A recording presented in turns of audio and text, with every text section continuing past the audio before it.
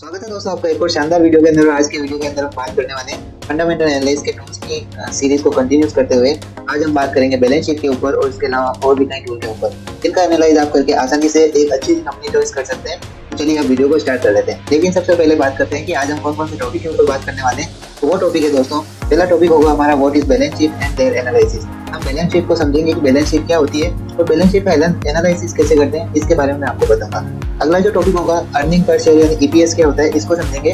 Next topic होगा return on equity यानी ROE क्या होता है, इसको समझेंगे।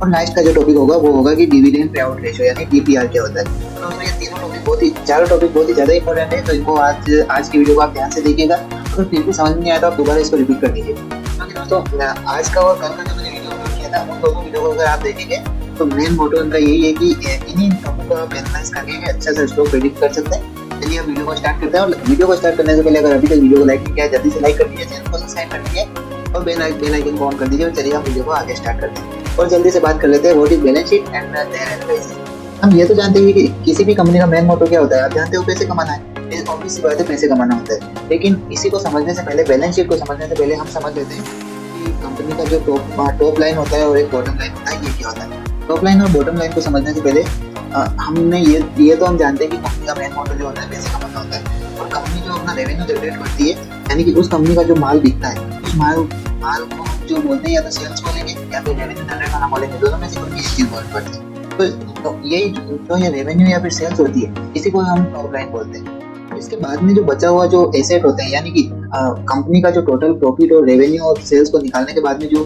प्रॉफिट बचता है या फिर एक्सपेंसेस सारे खर्चे निकालने के बाद में जो टोटल इनकम बचती है उसको हम बोलते हैं बॉटम लाइन। यही होती है मेन टॉप लाइन और बॉटम लाइन के बीच का फर्क। बैलेंस शीट के अंदर बेसिकली हमें चेक करना होता है कि कंपनी की सेल्स जो है ईयर ऑन ईयर बढ़ रही है या नहीं। अगर कंपनी की सेल ईयर ऑन ईयर लगातार बढ़ती जा रही है तो हम उस कंपनी को कंसीडर कर सकते हैं कि और उसे हमने पोर्टफोलियो के अंदर ऐड कर सकते हैं। दोस्तों अगर आपको याद हो तो इससे पहले के वीडियो में हमने एसेट और लायबिलिटी, एसेट अपॉन लायबिलिटी की बात की थी और वहीं पे उससे पहले के वीडियो में करंट एसेट और करंट लायबिलिटी की बात की थी। अगर वो वीडियो आपने नहीं देखे तो आई बटन के ऊपर लिंक है, उनको चेकआउट कीजिए।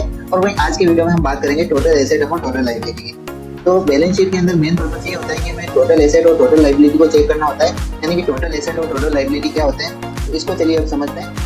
टोटल एसेट और टोटल लायबिलिटी का बेसिक मतलब यही होता है कि एसेट हर साल की तुलना में ईयर ऑन ईयर बढ़ने चाहिए और वहीं लायबिलिटी जो है लायबिलिटी का बेसिक मतलब होता है खर्चा, वो लगातार कम होना चाहिए। ईयर ऑन ईयर अगर एसेट लगातार बढ़ रहे हैं और लायबिलिटी कम हो रही है तो हम उस टाइप की कंपनी को कंसीडर कर सकते हैं। अब इसके मेन बैलेंस शीट को चेक करने का लास्ट पॉइंट जो थर्ड पॉइंट है उसकी बात करें। थर्ड पॉइंट ये है कि कंपनी के पास कैश होना चाहिए। अब इसका क्या मतलब होता है, तो चलिए इसको समझते हैं। कैश का मतलब ये होता है कि कंपनी का कैश फ्लो चेक करना होता है हमें कि ईयर ऑन ईयर कैसा चल रहा है। अगर कैश फ्लो बढ़ रहा है यानी कि कैश का जो फ्लो है कंपनी के पास कैश कंटिन्यूसली अगर बढ़ता जा रहा है तो उस टाइप की कंपनी को हम एक अच्छा कंसीडर करके मान सकते हैं।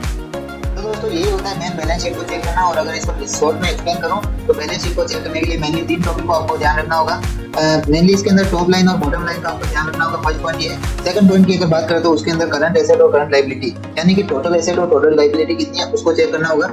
और थर्ड पॉइंट की बात करूं तो थर्ड पॉइंट की ये दोस्तों की कंपनी के पास एक कैश होना चाहिए जिसकी वजह से कंपनी आगे के टाइम में ग्रो कर सके। तो यही है एक तरीका बैलेंस शीट को चेक करने का। और आने वाले वीडियो में हम और डिटेल से समझेंगे। टेंशन बिल्कुल मत लीजिए कि क्या हमने सिर्फ थ्योरेटिकल लैंग्वेज के अंदर समझा दिया बैलेंस शीट को चेक करना, बिल्कुल नहीं। मैं आपको प्रैक्टिकल के साथ में समझाऊंगा। जो टॉपिक मैं बता रहा हूँ एक बार आप उनको समझ लीजिए, अदरवाइज अगर डायरेक्ट में समझाऊंगा तो वो आपको समझ में नहीं आएगी। इसकी वजह से मेरा मेन मोटो है कि एक बार थ्योरेटिकल बता दूं, आने वाले वीडियो में मैं आपको प्रैक्टिकल करके बताऊंगा। और सीधा मैं अपने टीका टाइप की वेबसाइट के ऊपर चल के वहाँ पे मैं आपको डिटेल में समझाऊंगा। इस चीज़ों को बिल्कुल टेंशन मत लीजिए। और चलिए अब वीडियो के आगे वाले टॉपिक की बात करते हैं। आगे वाला जो टॉपिक है हमारा वो है ईपीएस यानी कि अर्निंग पर शेयर। इसके बारे में आपने बहुत सुना होगा कि अर्निंग पर शेयर क्या होता है, कैसे निकाला जाता है। तो इसका बेसिकली एक फॉर्मूला होता है कि earning per share how much earn company on पर शेयर। अर्निंग पर शेयर का बेसिक मतलब होता है कि कंपनी जो है एक शेयर के ऊपर कितना कमा रही है, यही होता है मेन अर्निंग पर शेयर। और अर्निंग पर शेयर होता है मेनली दो चीजों की वजह से दो चीजों को लेकर निकाला जाता है। कंपनी की इनकम कितनी हो रही है उसको देखा जाता है और total number of share in company यानी कि कंपनी के अंदर टोटल शेयर की संख्या कितनी है उस चीज को देखा जाता है। और अगर इन दोनों को कंबाइन कर दिया तो कंबाइन करने के बाद में हम एक रेशियो निकालते हैं, उसी को हम अर्निंग पर शेयर बोलते हैं। अगर ईपीएस के फॉर्मूले की बात करें तो ईपीएस का फॉर्मूला होता है net income minus preferred share dividend upon total number of share. यानी कि कंपनी की जो टोटल इनकम कितनी हो रही है पर एनुअल रिजल्ट के अंदर या फिर क्वार्टरली रिजल्ट के अंदर, और वहीं पे प्रेफर्ड शेयर डिविडेंड, यानी पर शेयर के ऊपर कंपनी डिविडेंड कितना दे रही है और कितने शेयर होल्डर है, उन शेयर होल्डर को कितना डिविडेंड मिल रहा है। अगर नेट इनकम से हम टोटल मिलने वाले डिविडेंड को माइनस कर दें और फिर उसको डिविडेंड को माइनस करने के बाद में टोटल नंबर ऑफ शेयर कितने कंपनी के अंदर, उससे अगर डिवाइड करते हैं तो अर्निंग पर शेयर हमारे को निकल के आ जाएगी और यही इसका फॉर्मूला होता है अर्निंग पर शेयर को निकालने का। चलिए अब हम आगे बात करते हैं रिटर्न ऑन इक्विटी की, यानी आरओई क्या होता है। अगर आरओई की बात करें तो आरओई की फुल फॉर्म होती है रिटर्न ऑन इक्विटी, और अगर रिटर्न ऑन इक्विटी यानी आरओई अगर अच्छा है तो हम ये मान सकते हैं कि कंपनी के अंदर जो मैनेजमेंट है वो काफी अच्छा है और उसकी वजह से कंपनी का सुधारमेंट हो सकता है। तो आरओई को निकालने का एक फॉर्मूला होता है जिसके अंदर हम सेव करते हैं net income upon total equity, यानी कि कंपनी की नेट इनकम कितनी है आरओई के अंदर उसको देखा जाता है और उसको टोटल इक्विटी के साथ में डिवाइड कर दिया जाता है। आई होप मैंने आपको इक्विटी को निकालना बता दिया होगा और यही होता है इसका फॉर्मूला आरओई का, यानी कि नेट इनकम के अंदर से टोटल इक्विटी को डिवाइड करके हम आरओई निकालते हैं।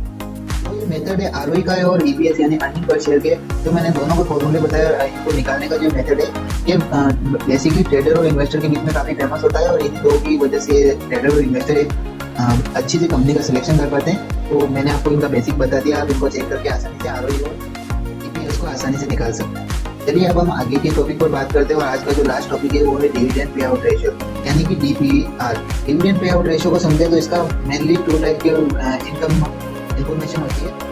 डिविडेंड पे आउट रेशियो जो होता है मेनली 2 टाइप की इंफॉर्मेशन देता है। इसमें अगर फर्स्ट इंफॉर्मेशन की बात करें तो फर्स्ट इंफॉर्मेशन ये है कि शेयर होल्डर को कंपनी कितना डिविडेंड दे रही है और जो जिस मेथड का कंपनी यूज कर रही है या फिर जिस मेथड को कंपनी को फाइंड आउट करने के लिए हम जिस मेथड का यूज कर रहे हैं वो इम्पोर्टेंट भी है या नहीं है। तो डीपीआर इसके अंदर एक बेसिकली अहम भूमिका निभाता है। तो इसके सेकंड पॉइंट की बात करें तो इसमें इन सभी टूल के अलावा यह भी एक ऐसा टूल होता है जिससे कि यूज हम करके एक अच्छी सी कंपनी का सिलेक्शन कर सकते हैं। आई होप आज की जो इन्फॉर्मेशन है वो आपको समझ में आ गई होगी। अगर समझ में नहीं आई है तो आप एक बार फिर से वीडियो को चेकआउट कीजिए। और इससे पहले के वीडियो में मैंने आपको 3 और वीडियो बनाए, उनके अंदर डिटेल में एक्सप्लेन किया है फंडामेंटल एनालाइज को। अगर आपने उनको चेकआउट नहीं किया तो आई बटन के ऊपर लिंक है, उसको चेकआउट कीजिए। और इससे पहले के वीडियो में मैंने इंटरेस्ट वैल्यू उसके ऊपर बात कर ली थी। उसके बाद में रेशियो की बात की थी, रेशियो में अंदर पी रेशियो, पीबी रेशियो, और वहीं पे इसके अलावा depth to equity and current ratio को समझा था। और आज के वीडियो में हमने समझ ही लिया कि बैलेंस शीट क्या होती है, ईपीएस अर्निंग पर शेयर क्या होता है, आरओई क्या होता है, वहीं पे डीपीआर यानी डिविडेंड पे आउट रेशियो क्या होता है। आई होप जो मैंने टॉपिक बताई ये सबसे इंपॉर्टेंट टॉपिक है और इन टॉपिक का अगर आप कंबाइन करके एक अच्छा जो स्टॉक का एनालाइज करते हैं आप एक बहुत ही शानदार स्टॉक को सेलेक्ट कर पाएंगे। आई होप आपको जो वीडियो है बहुत अच्छा लगा होगा। अगर वीडियो इन्फॉर्मेटिव लगा तो जल्दी से वीडियो को लाइक कीजिए और अगर चैनल पर पहली बार आए तो चैनल को सब्सक्राइब कीजिए, वीडियो को लाइक कीजिए। हम मिलते हैं अगले वीडियो में, तब तक के लिए बाय।